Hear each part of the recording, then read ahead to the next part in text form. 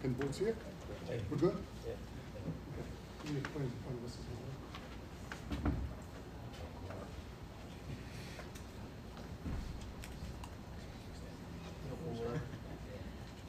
Justin Dates, do you have a microphone?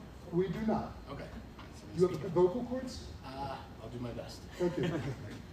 Justin Dates, Collier's Engineering and Design. So here on behalf of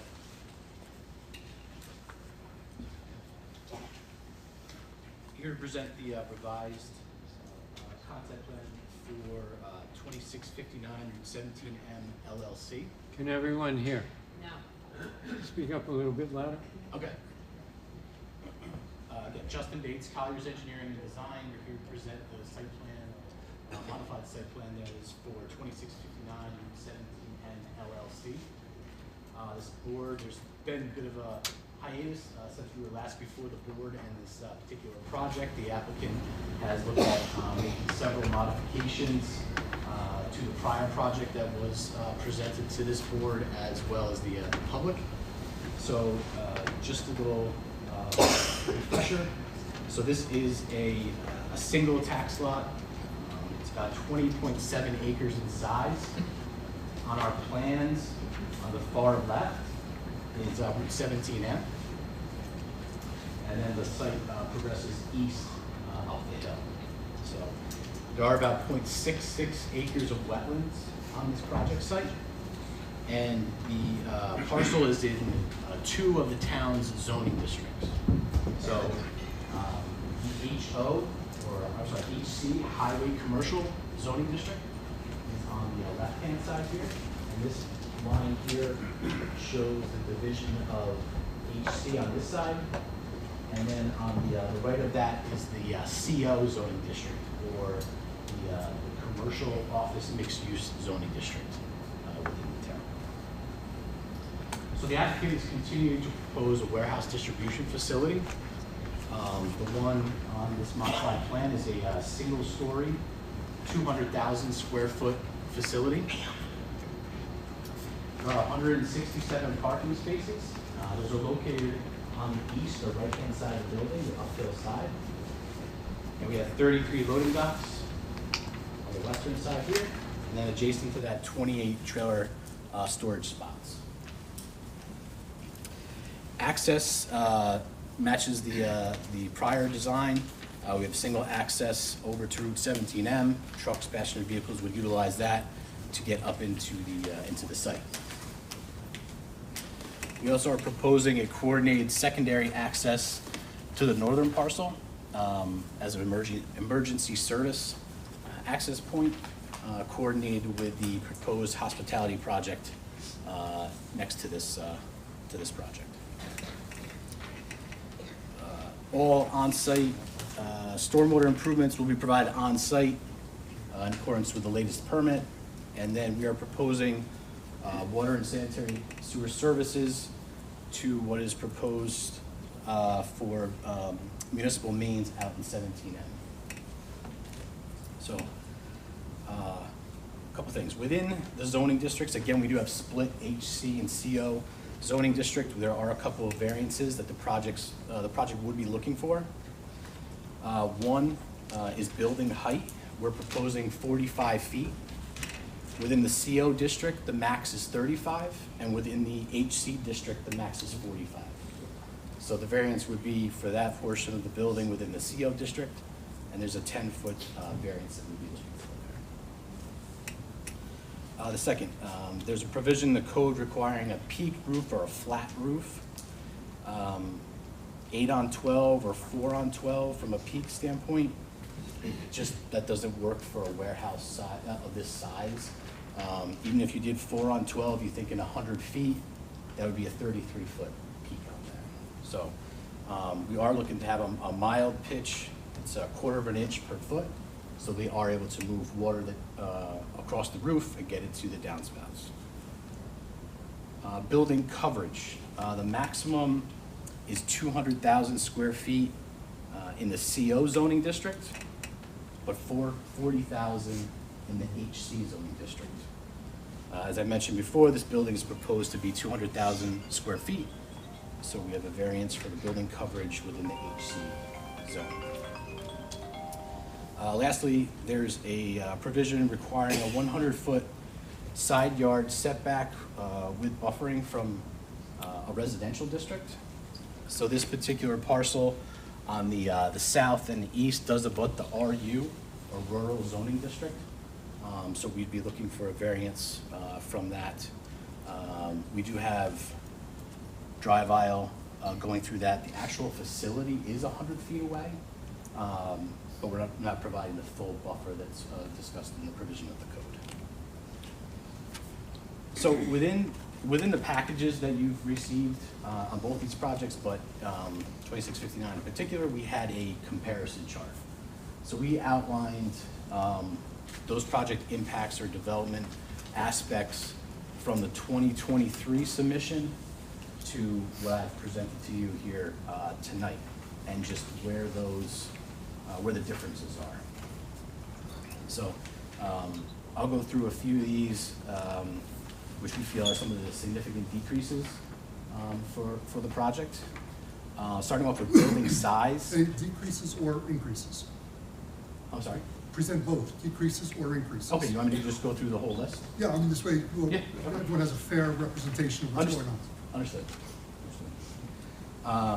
Okay, so starting with the lot size, that's the same, it's no change, it's the same parcel. So we're still at the 20.7 acres. Total building size, prior project was 331,800 square feet and 2 stories. We've reduced that down to 200,000 square feet in a single story. So that is 131,800 square foot reduction and 1-story reduction on the building. The building footprint prior was 165,900. We are at 200,000 square feet, so that did go up 34,100 square feet.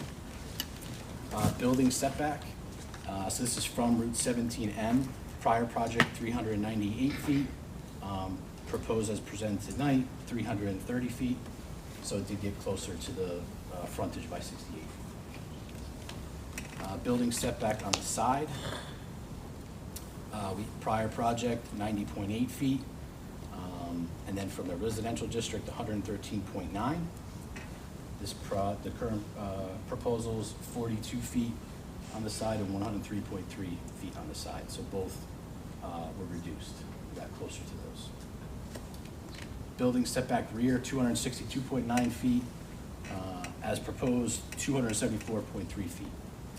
So we did get a little over 11 feet further away from the rear. Finished floor elevation, again, prior building 2 stories. So first floor was 476, second floor 506 in elevation. Proposed project is 471 finished floor elevation. So we lowered that by about 4 feet. Building height, 62 feet in the prior application, 45 now with the proposed. So we did decrease that by 17 feet. Office space, 20,000 square feet for the prior, 12,000 for the current. So that did decrease by about 8,000 square feet. Land disturbance, 18.4 acres, down to 18 acres, so 0.4 decrease in our land disturbance area. Impervious surface, buildings, pavement, sidewalks, things of that nature, 9.39 acres to 9.15 acres, so 0.24 acre decrease. Vegetated buffer between the RU, we're about 1.99 acres previously, about 2.68 acres now, so 0.69 acre decrease. Wetland disturbance, same, we had 0.09 acres proposed. We remain at 0.09 acres on the current project. Driveway access, as I mentioned, same in both projects. Parking spaces, 170 to 167, reduction of 3. Truck loading docks, 34 to 33, one less dock. Trailer storage, 21 to 28, so an increase of 7.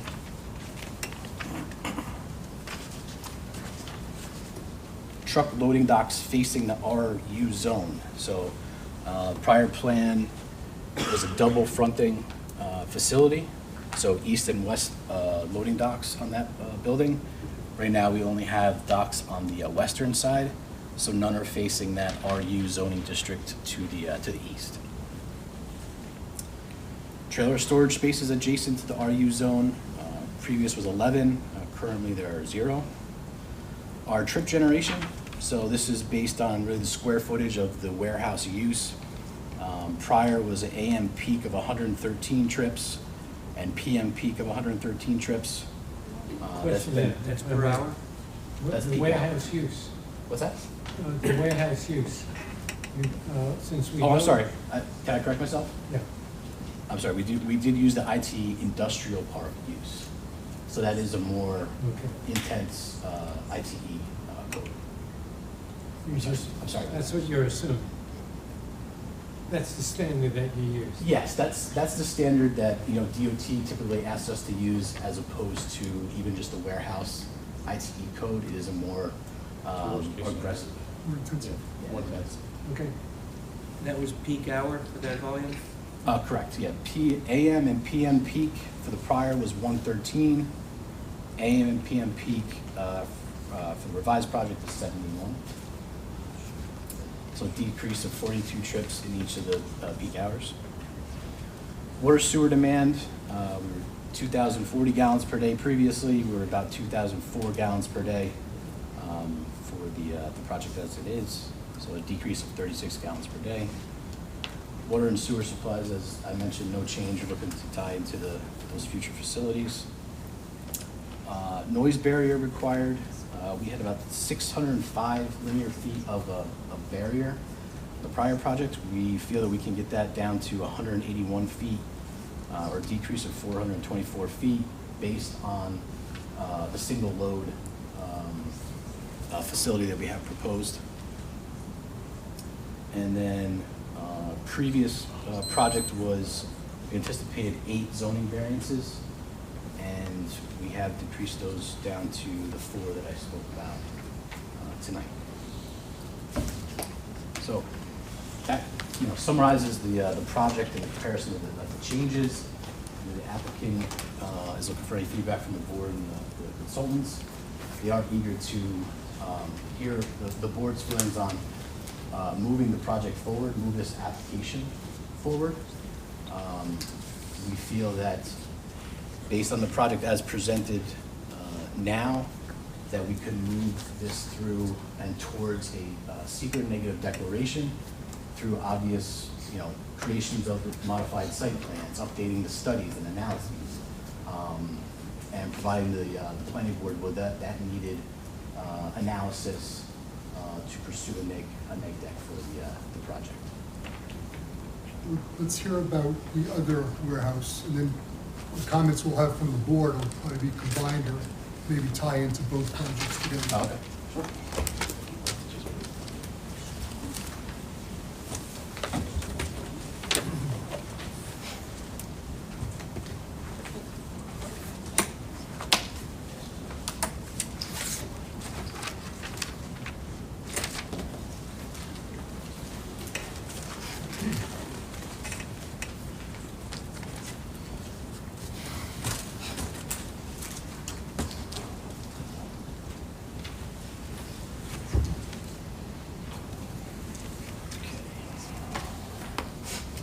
So we got Justin Nates, Colliers Engineering and Design, here on behalf of the applicant Goshen 2675 17M LLC. Very similar to the previous project, this one has gone through several modifications since we were last before the board, really in 2023. So again, same tax parcels. There are 2 tax parcels associated with this project. They total 25.7 acres in size. They will be merged into a single parcel as part of the application process. There's about 5.83 acres of wetlands over on the eastern side of the site. This project is in the CO, completely within the CO commercial office mixed use zoning district. And the applicant continues to propose a warehouse facility on this site. Similarly, the warehouse here has gone down to 1 story. The proposal is for a 229,776 square foot warehouse with 22,440 square feet of office space. There are 120 parking spaces. There's 2 lots. There's one located on the south side of the building as well as on the east. 40 loading docks. Those are on the north side facing 17M. And 24 trailer storage spaces, which are directly adjacent to the loading areas. This project continues to have 2 access points. The center one, the project is for truck access and emergency service as needed, while the eastern one, it would be for passenger and again, emergency service as needed. All stormwater would be mitigated on site. And again, water and sewer services are proposed via connection to the proposed municipal mains out in 17M. So this project, mentioned within the CO zoning district, substantially compliant with those bulk requirements. There are 5 variances on this project that we've identified. Very similar or identical really to the ones I presented on 2659. Building height, proposed building height 45 feet. Maximum permitted in the CO zoning district is 35 feet. Peaked roof or flat roof requirement. Again, we are looking for a variance away from that for our 1/4 inch per foot for this facility. Building coverage within the CO zoning district, 200,000 square feet is the max footprint. We are just over that at 229,776. So we're looking for a variance on the size of the building footprint. Number 4 is that same 100-foot side rear setback with buffer from the RU. So the RU zoning district does abut to the south and the east over here of this project site. Along the eastern side is where we are deficient on that 100-foot setback and buffer.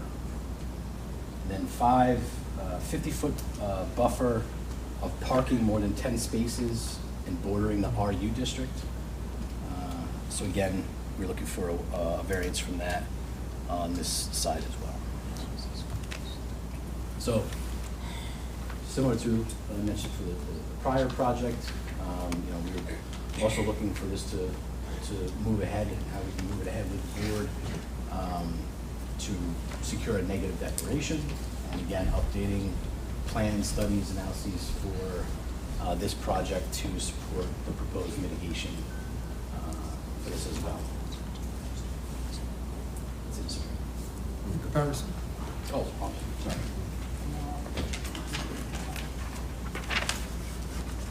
So similar, same comparison chart was created for this project as well. As mentioned, lot size has not changed. Still 2 parcels looking to merge together, 25.7 acres. Total building size, prior building was 350,000 square feet, 2 stories. That's been reduced to 1 story, 229,776 square feet, so a decrease of 1 floor and a little over 120,000 square feet. Building footprint, prior was 175,000 square feet. This single-story footprint, 229,776, so that did increase by 54,776 square feet.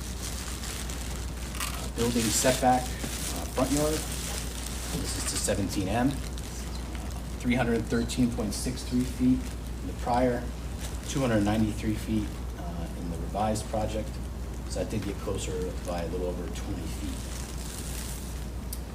Building setback side, so side yard was 71.5. That's been reduced to 31 feet, or a decrease of 40.5 feet. Side yard adjacent to the residential district, 247.1, down to 103 feet, so a decrease of 144.1 feet. Rear setback, 101 feet in the prior, 101 feet in the current, so no change. Finished floor elevation, first floor for the prior, 441.0 feet, second floor, 480.0 feet. Current proposal is 451.0 feet. So the first floor elevation did raise 10 feet in the revised project. Building height, prior was 55.12 feet. 45 feet is proposed in the revised project, so a decrease of 10.125 feet. Office space, 34,000 square feet prior, 22,440 square feet in the proposed, so a decrease of 11,560 square feet. Land disturbance, 16.3 acres prior, 15.9 in the current, so a decrease of 0.4 acres. Impervious surface, 10.3 acres prior, 10.5 acres as proposed, so increase of 0.2 acres. Vegetated buffer between the RU zone, about 0.97 acres prior to 0.59 acres as currently proposed, so a decrease of 0.38 acres. Wetlands disturbance, 0.09 acres previously, 0 acres now proposed. So the disturbance has been removed from the wetlands. Driveway access points and use have not changed. Parking spaces, 172 spaces down to 120 spaces, so a decrease of 52. Truck loading docks, 56 down to 40, a reduction of 16.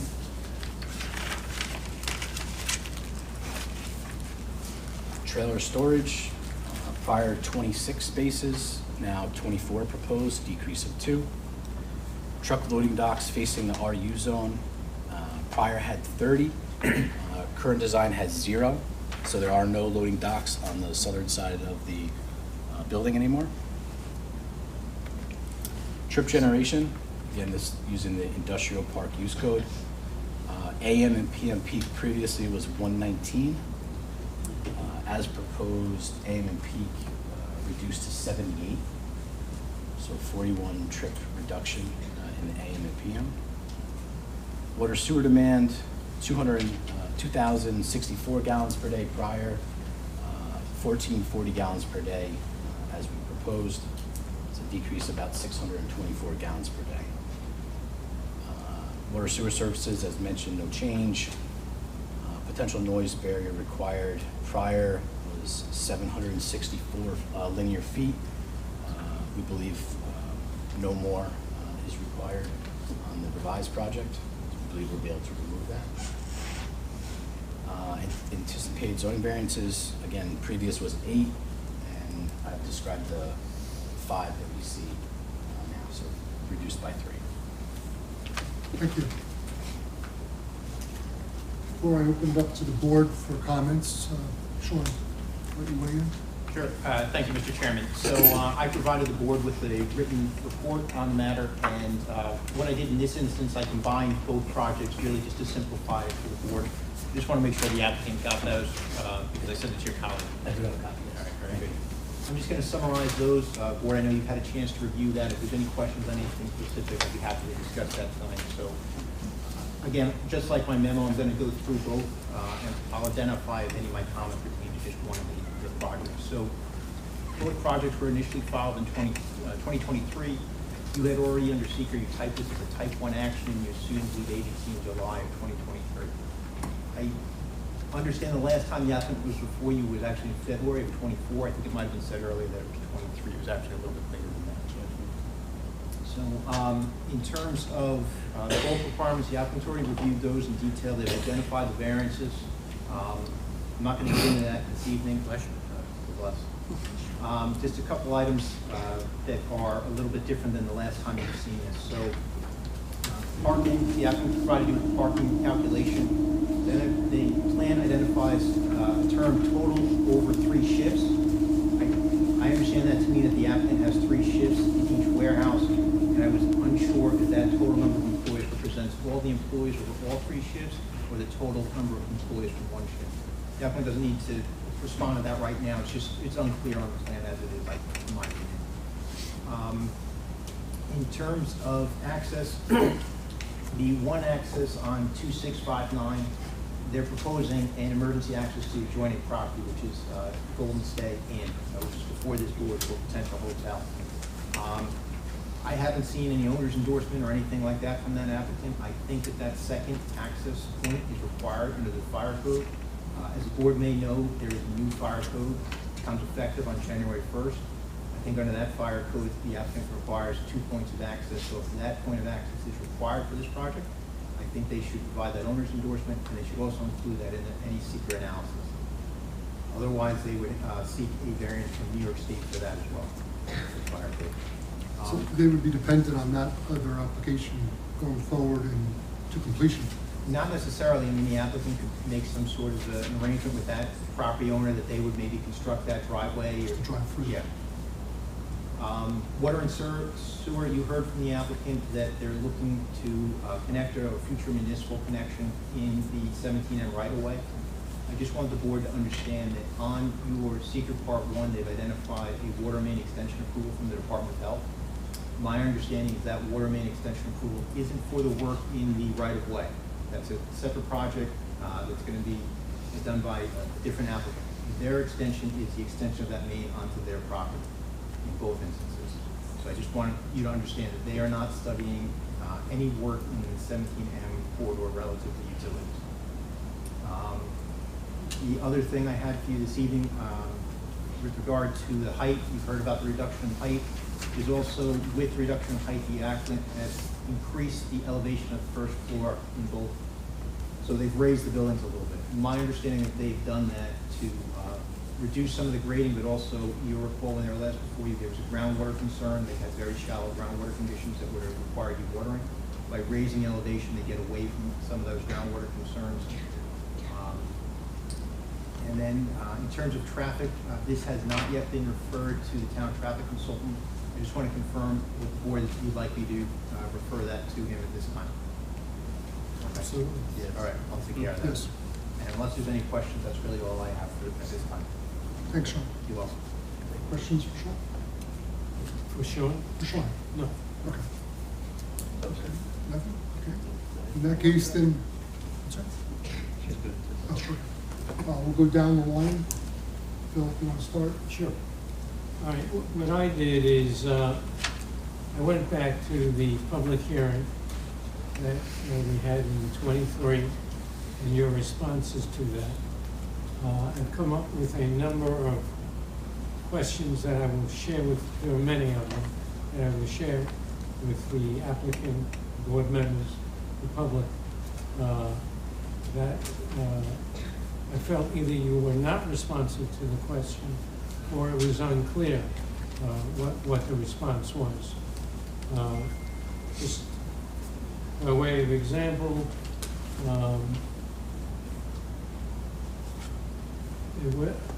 as I understand it, you're using generators on site.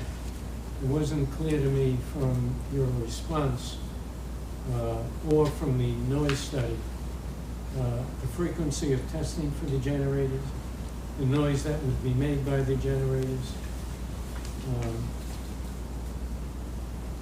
I also still do not understand the efficacy of an 8-foot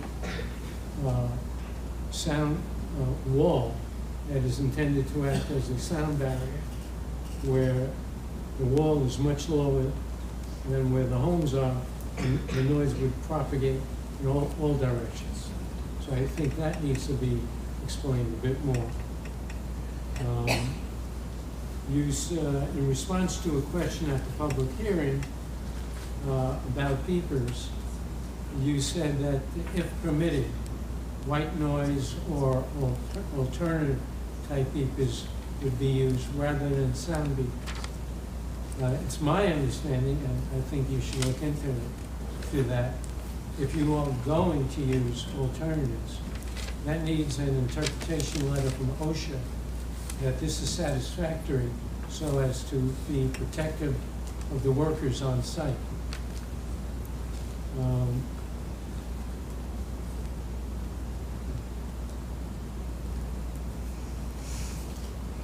The noise study, nor your responses to public comments did not make clear, and I would like broken down noise from truck engines, truck brakes, backup beepers, as well as forklift beepers. I may as well just, I don't understand, even if you're gonna use white noise on the forklifts, I would like you to explain if you can also require that on the trucks that are coming in and out.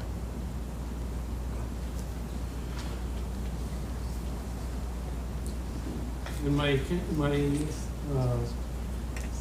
the engine noise question arises from what I've seen on the internet, which may not be correct, but I'm looking for you to provide information. Depending upon the weight and the product being carried, the noise from a truck engine ranges anywhere from 91 dBA to 112 dBA. So I'd like that discussed, and given the inverse square law, what would be heard at the property line and also at the residences. You did not address in the noise study the environmental performance standards, which do apply to a special permit. And the noise level in the environmental performance standards are lower than the noise standards in the noise code at the property line. Okay. As far as the DEC's assessing and mitigating noise impacts, in certain circumstances, they recommend adding 10 dBA to nighttime activities. I would suggest to you that you address that matter. They also say that 0 to 3 dBA change in noise is acceptable, and a 3 to 6 is acceptable except for sensitive receptors. I think you should address the issue of steep changes in noise, be it beepers or otherwise, truck engines, whatever the case may be.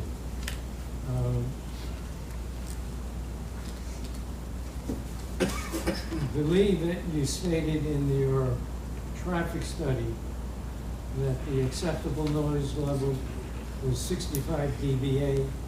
I think it's, although it's a little confusing, honestly, that part of the DEC's recommended manual. The better reading of it, my better reading of it, was 55 dBA as acceptable. Just to try to clarify that. Yeah, I think we can definitely go through. And rather than continue to go on and on, I will send you a memo through council or through the board's engineer. Thank you. Thanks, Bill. Sherman. With respect to the building height, 45 is the average height of the building, correct? 45 feet for each building.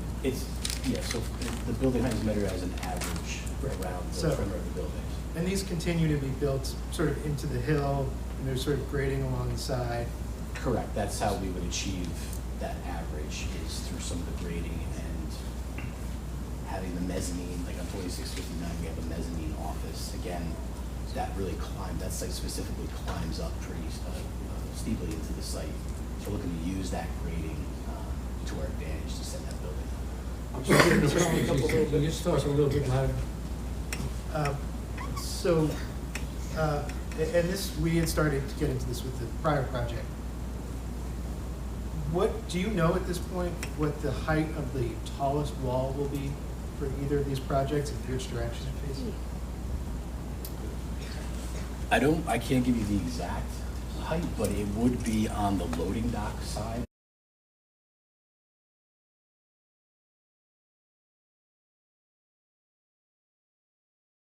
And paving is 4 feet lower than that. So the overall height at its max would be at that spot. Yeah. Okay, well, that's an answer for the side, so I appreciate that. I think one of the things that we were talking about a lot is with the prior iteration, I think we were looking at like a 70 or 80 foot wall facing 17 M. And we haven't been, and I suspect it will be shorter now, but what you've given us so far doesn't give us any of the elevations or anything like that. Correct. And I feel like that's going to be a pretty important, regardless of whether or not you get the variances. I think that the appearance of a 70-foot wall or not is going to be an important part of sort of the aesthetics and the consideration of this thing. So if you can provide us the elevations, essentially. Yes, that I would think be that detailed information will be provided, as we would go forward. Similarly, we provide the board the visuals, right? We'd be looking to, revise those as well to, show you what that's gonna look like from the highway, and you have the exact elevations or heights of the buildings for each of the sides, and not just the average that we've provided so far. And in particular, and this will come out in what you just described, but at the rear of the building, my assumption is that the height from grade is not going to be as high as it was contemplated in the prior iteration, which was 40 feet. I realize that at least one of the buildings, there is more of the building at the property line than there was before. But do you have a sense, if it's just offices in the back, do you have a sense of how tall from grade it would be at the back? I think that,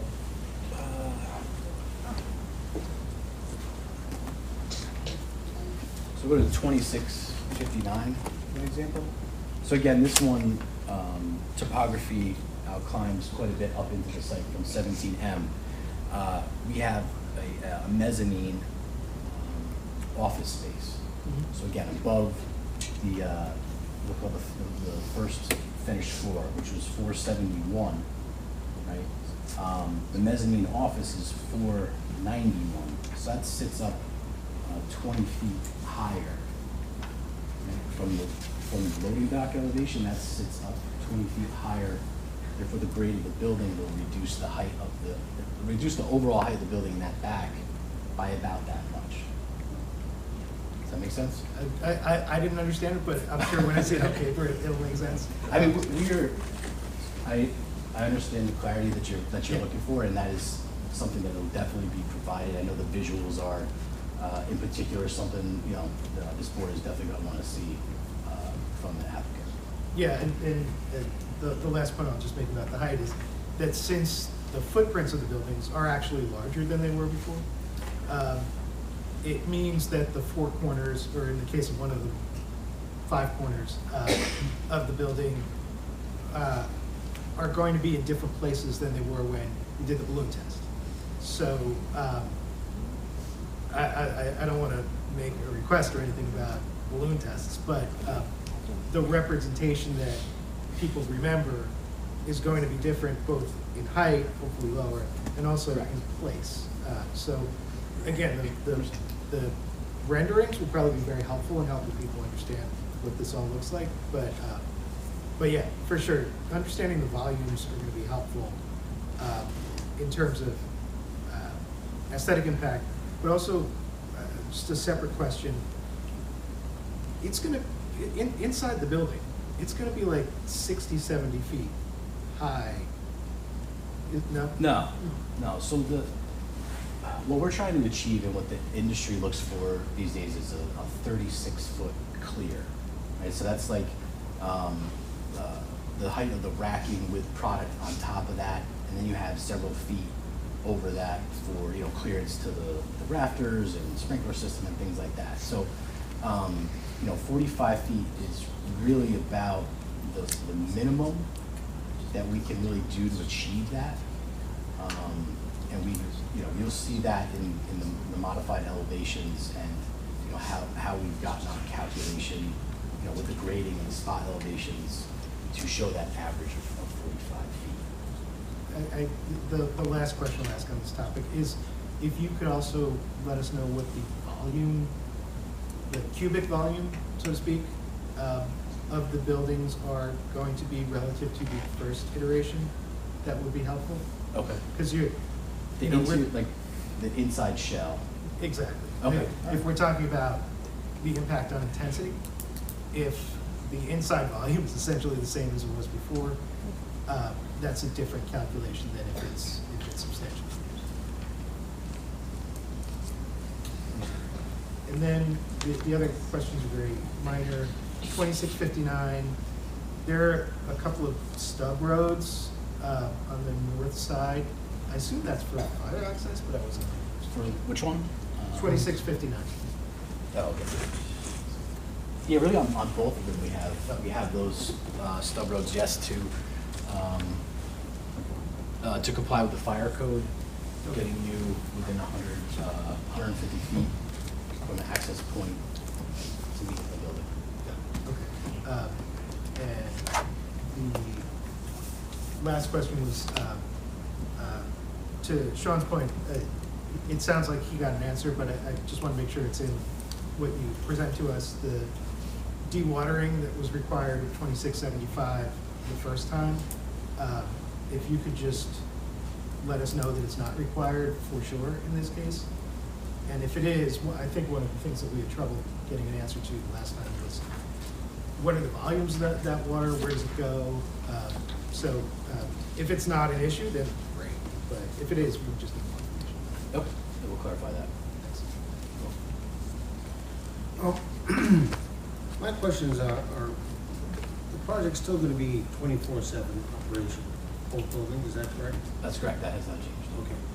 And regarding the noise, I know Phil talked about getting more specific regarding the noise study. Yes. But in here, you have some areas, the buildings are actually getting closer to the RU zones. So, and then you mentioned in your study here that you're getting rid of a lot of, in one building, all of the potential noise barrier that was required. I guess I mean, the noise probably will still come out, right? So what is the basis beyond getting rid of all of it? So really, as I pointed out on both the projects, so 2675, we had loading docks on this south side, right, facing the residents. We've removed those and we just have a parking area there. So you don't have the beepers, the backup beepers. You don't have the trucks maneuvering into loading docks on this side at all anymore. Right. So that's right now, and we still have to do the analysis, get those clarifications, but right now that's how we feel we were able to remove that because of our maintaining the truck circulation on the northern side of the building. Yeah, but my point is that even though it's on the northern side, it's still gonna be some permeation of the sound going towards that way. And the building blocks it. Yes. Right, the building blocks most of it. But I would, now that the building is smaller, it's not as tall, correct? You may get more, still have some sound going that way. I'm just asking, why would you get rid of it all, right, rather than minimizing it in certain areas? Okay, like I said, the modified or the revised analysis will look to confirm that it is completely gone. That's how we feel right now, but we'll provide the data to back that up. That's what's very interesting. Understood. If I may, I could not find in your noise report the data to back up your conclusions. It was just missing. Yeah. I looked at that. And I also, on your issue of it, the wall being closer, there was a question asked of you about the deflection of the noise off the walls, whether that might occur. You didn't answer that question. So that would be something. I think it will occur. That's what I'm saying, it will occur, so. Will, yeah. And the question then is, if it does occur, will it be amplified as a result of the deflection from the wall? Just for my clarification, the building wall or the sound wall? The building wall. Building, gotcha, okay. All right.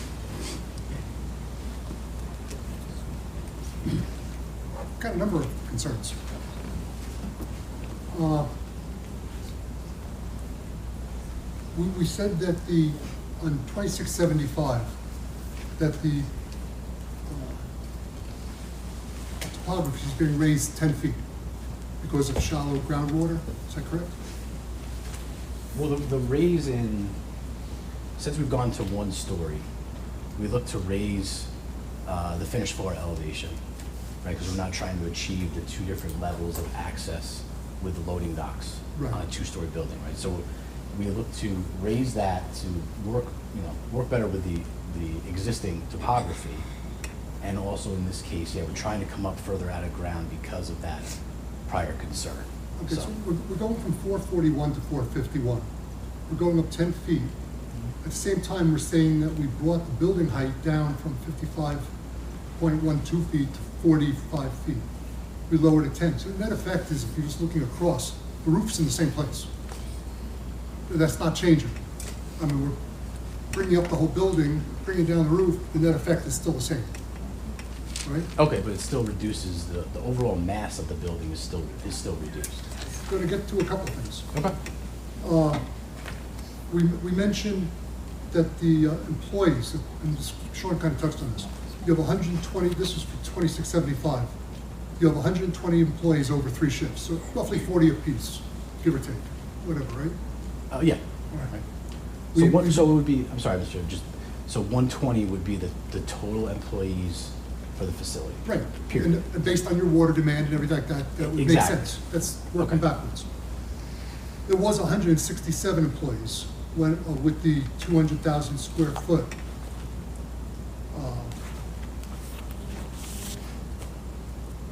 We reduced it by a significant number of people. And we reduced our water demand by, I don't know, 600 gallons a day, whatever it was. 624? 624. On 2659, we went from a 331,000 square foot building to a 200,000 square foot building and only put 3 people out of work. And I'm not sure where that math works out. Likewise, with the loading docks, we have, let's see what I have here.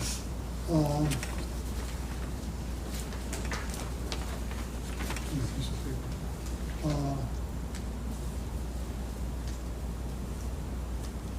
With the traffic and the number of loading docks, doesn't seem to make a lot of sense.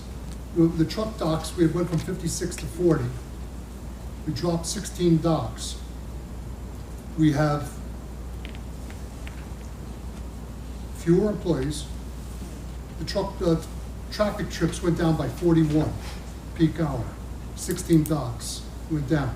On the other one, the docks, I believe, stayed the same, went from 34 to 33 or something like that? Yeah, just by 1. correct. Right. It went down by 1, yet our traffic generation dropped by 42 in the peak hour, AM and PM. Correct. I'm not sure, by losing 1 dock, are we just turning over the docks more quickly? Is that the plan? It's And if the- so, why is there so few people? We didn't bring any people, we only lost 3. The trip generation is not calculated by dock position, it's calculated by square footage. So Right. that's why there is that reduction. No, I understand that, and we had that conversation, Phil brought that up at the, but I think it needs to be considered. You know, because if we're bringing down, they're keeping the number of loading docks the same, why would it suddenly drop off? I mean, the square footage isn't the traffic, the square footage isn't the noise, it's the number of docks and the number of trucks moving in and out of those docks on a regular basis. On a smaller building. On a smaller building. Yeah. Right. No question about that. No, I'm saying, but that's, the square footage is the driver for that reduction. It's not the number of docks, it's that square foot size of the facility that drives the trip generation number.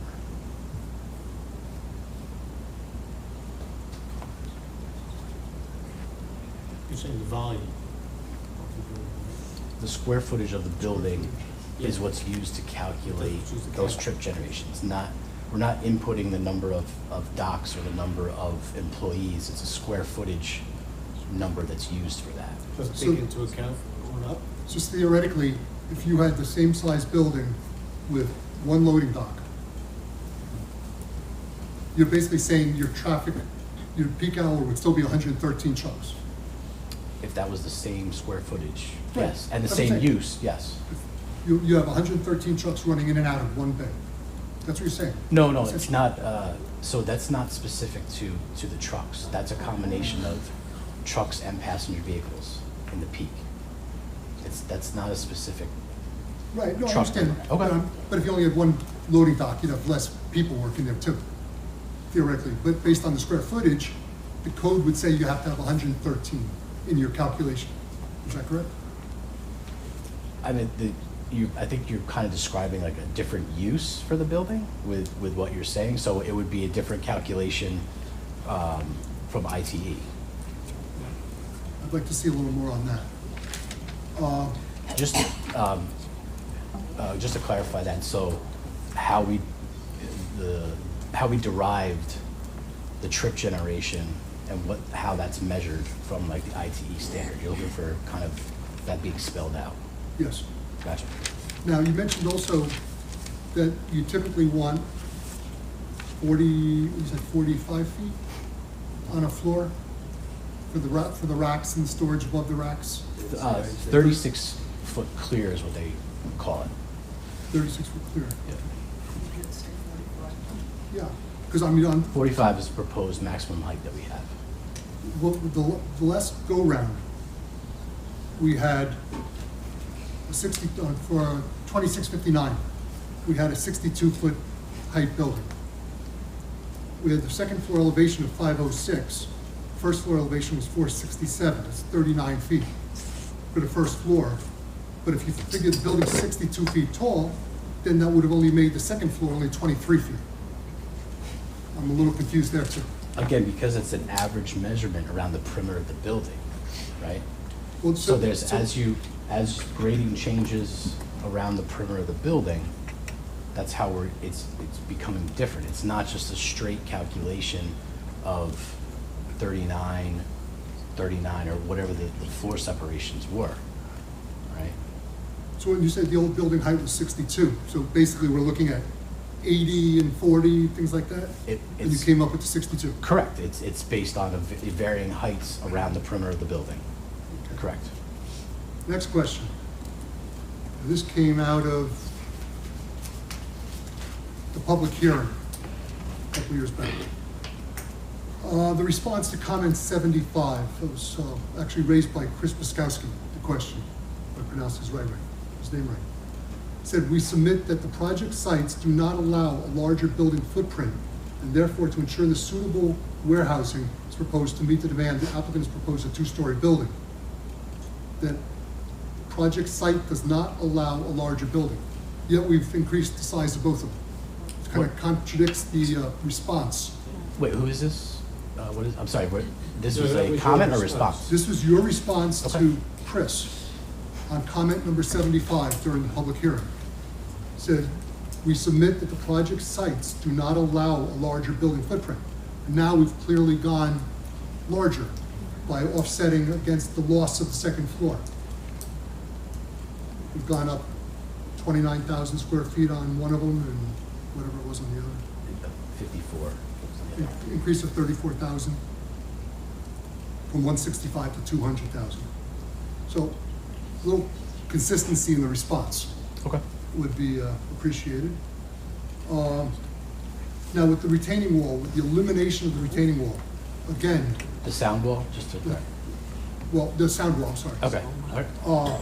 We're eliminating and saying that the foliage, the vegetation is going to take care of that. The density of that vegetation, how do you compare that to a wall? I mean, the original wall was supposed to be 12 feet off of the roadway, 8 foot high. Yep. 12 feet off the roadway. Now, granted, we don't have the tractor trailers there, but we still have vehicular traffic there going back and forth and parking. Correct. But no sound barrier whatsoever. We're relying now strictly on trees to do the job. I question that. The other question I had on, that's 2675 on top, correct? Yes. That jog on the top, that's not your property. You're surrounding that by a retaining wall. All the way around that. This leg Yeah. here? For the How driveway. tall is that wall if we're raising the earth 10 feet? Or at some point 10 feet coming away from the road? How tall is that wall? Is that a vertical wall? Is that, and what's inside there that wants to have a wall surrounding it like that, making a bathtub? So, just to be clear, you know, this is a 400 plus or minus foot run, Right. right? We don't need a wall, it's not a, you know, an elevated causeway to get all the way back to the site, right? So, we're able to use that grade, and the wall. You got about is- 200 some odd feet of wall, if I'm not mistaken. On the one side, it looks about half of that, you're probably right. So, I don't have the elevations of what it is, you know, we will provide that, but I don't think it's this extremely tall causeway that you think it will I mean, be. what's inside that enclosure?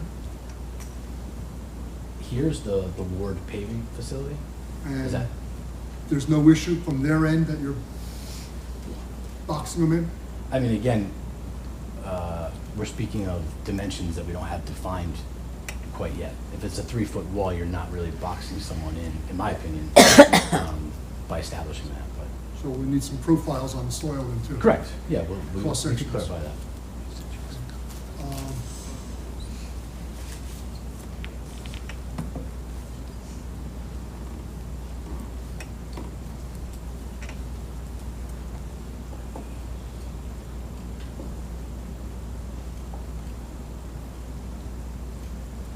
I think that's it for right now. The forklifts that Bill had mentioned, are those gonna be battery operated or propane? I know we're getting ahead of ourselves as far as noise and air quality. Yeah, I can't answer that right now, I'll have to clarify that. And just for the record, this is not gonna be a last mile or e-commerce warehouse, correct? You're not gonna have little jitneys and Sprinter vans running in and out? I along mean, with that's the not what, trailers? that's not what they're laid out for, no.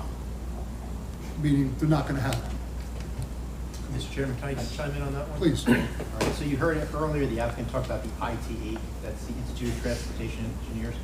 They publish these manuals that, and your traffic consultant will go into this, they publish these manuals that help you determine what the trip generation for certain. And there are different classifications of warehouses, right? And the last mile warehouses you're talking about, those are the people that distribute right to Right to the the end home. user, yeah. Right. Those have much higher intensity of traffic trip generation. What you've done in the past and what you may consider in this application is if the applicant is presenting it as a certain type of warehouse, this board through any approval documents could say that they have To to restrict have it. this, yes, you could Yeah, restrict. I mean, particularly my concern obviously is they're not building it for their own use, they're building it to find a tenant that's undetermined at this point. So I don't wanna see somebody go in there with their own idea and vision of what this warehouse is gonna be utilized for. So, yeah, if it's a condition of the approval that would carry forward to any tenants, that's fine.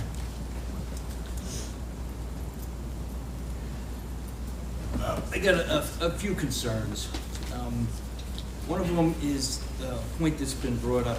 We don't, you know, we have a couple two-dimensional before and after site plans. And what I think we need to give a proper evaluation is a full set of plans with the profiles Sure. and the visual renderings. Because to Lee's point, if you're going into the earth 10 feet less, but you're lowering the height by 10 feet, we have, it's net neutral as far as elevation. But the overall footprint has increased. So visually, I would like to see, from the different view sheds, from Route 17M and from the residential neighborhoods that are around this property. Because I have concerns about this is gonna look bigger than what it was gonna look like before. Also, the noise study, that's something also that I'm gonna need to see and to evaluate to determine if these plantings. They're gonna serve the same purpose as the sound dampening wall, which I'm not sure what the value of, the real value of that was gonna be to begin with. Another thing, if you could just clarify for me and maybe others, the left turn lane on 17M, who's building that? So that's an improvement or traffic mitigation that remains as part of these projects. So as part of these two projects, you're still paying for and building or having the Yes, state that's- build the left-hand turn? That's how we're proposing to mitigate the traffic in this area on 17M. And we do feel that what we have proposed to date, even on the increased projects, that was, the DOT is still looking for the same level of improvement for the projects as I presented tonight, so we don't feel that that's going to change. All right, so, I mean, the height, spoke about 45 feet. Is the HVAC equipment gonna be on the roof? Typically, yes. So if we could include that in the visual renderings? So show the parapets, show how Yes. that's all screened. I mean, the visuals will look to show that that's screened as well.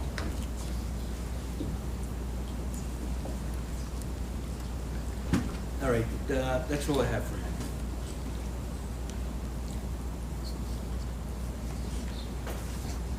Seamus. Well, basically, it put down to reiterating the fact that we'd like to see the true dimensions going forward, building, Sure. heights, the walls, how high it's gonna be, and maybe a little more regard for the code needs to be addressed because of the amount of variations that you're requesting. You're asking for a bigger building, and you're getting closer to the edges, and you have to get variance on these people, so I'm not sure that's a good option for the development. You really need to take that into consideration. That's it for me. Diana. It's always hard to go last because everybody already mentioned everything. But I do have a few concerns. Before, when you had the warehouses, they were two-story height.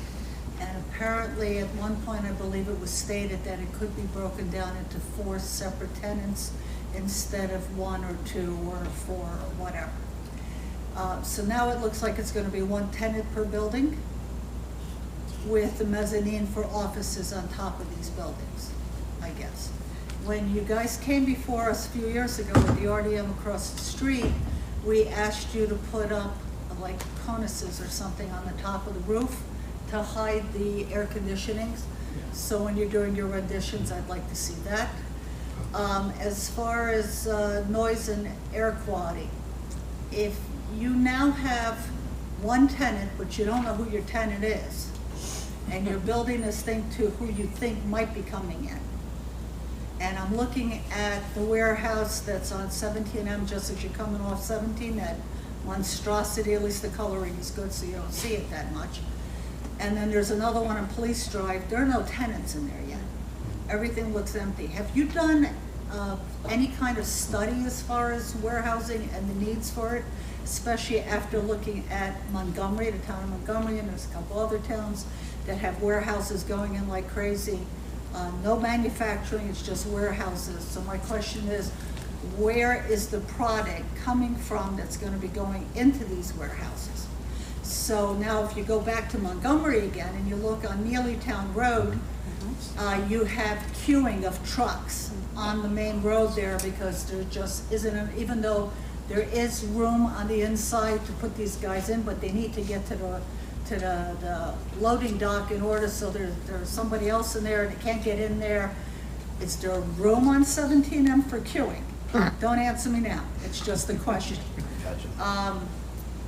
The facade I mentioned, all right, mezzanine, I'm assuming the mezzanine for one building is 1 story, the other building has 2-story mezzanine for offices for that one warehouse, correct? Or is it going to be office space for other businesses that may not be involved in the warehouse downstairs?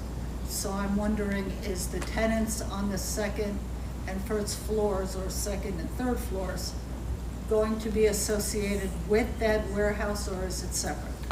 Also, as you're coming in, I believe there's curbing. I really couldn't tell in your warehouse little pictures, for parking spaces, curbing, and that'll take into effect trucks and whatever coming in, so it's not all open. The balloon tests I want, see how high they are now, with the coloring of the facade, the traffic queuing, I talked about that. The air quality, if you have 24/7, you don't even know for a fact whether these tenants are going to be running the warehouse 24/7. You're asking us to approve 24/7, but that doesn't mean that it necessarily will happen. Again, it's the air quality and the noise that these trucks will create as they're going in. And that's enough of what I have to say for now. And if I can just piggyback on something that Diane said about backup data that would support the need for the warehouses. You were rather insistent first go around that the warehouses at a minimum needed to be 300 square feet because you knew the market. And this is what the market demanded. I think it would be helpful to you and to us to understand what has changed that now allows for a considerably smaller warehouse size for each of the buildings. Firstly, we'll put that data together. Other comments? Lino? Sure, so basically the next step of this application, and we kind of already done a little bit of the exercise tonight, will be direct staff prepare part two. The applicant's already presented a full-blown EAF, full environmental assessment form on the project. So again, you identified certain impacts this evening as you went down the row.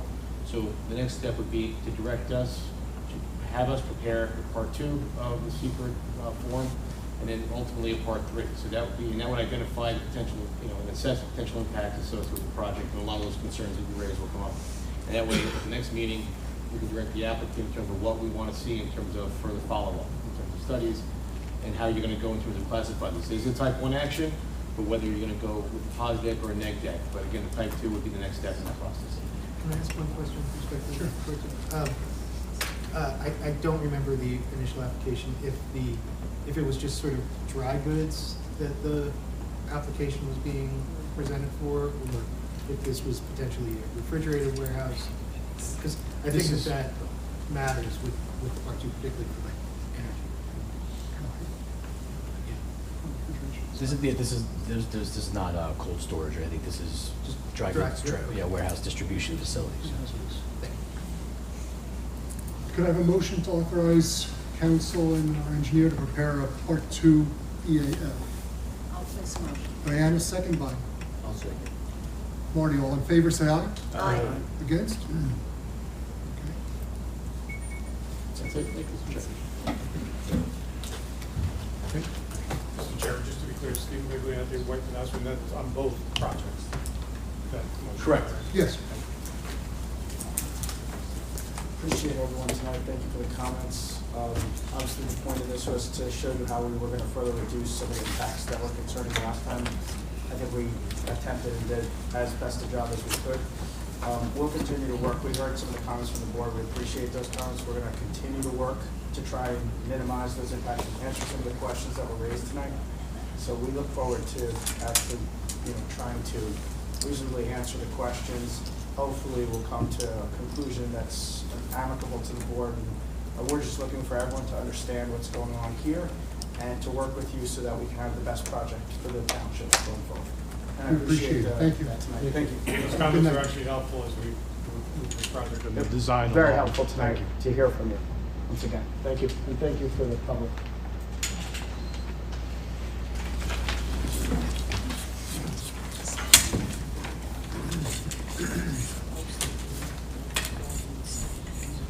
Okay. Well, that is our agenda for this evening. So I'd like to thank everyone for coming out, and just keep watching the town website and future agendas for the progress made on this project or any others? Sean? Yeah, would the board like me to go over your next meeting agenda? Well, Okay, so- we don't want you to, but we need you to. Okay. So right now you have 5 applications. You have Salamone Ready Mix, that's the letter that the chairman read this evening. You have 17M Flex. And for both of those, I confirm that the traffic consultant will be there to discuss those applications. The following are all new applications. 22 Wood is a single-family residence, needs site plan approval. Von Pence. That's in the scenic corridor? Yes. Von Pence is a residential subdivision, and Antaraga, which is the former Getty Mansion, is before you for site plan. Any questions or concerns from the board? Not here. If not, can I have a motion to close the meeting? Eric, second by Diana. All in favor, say aye. Against?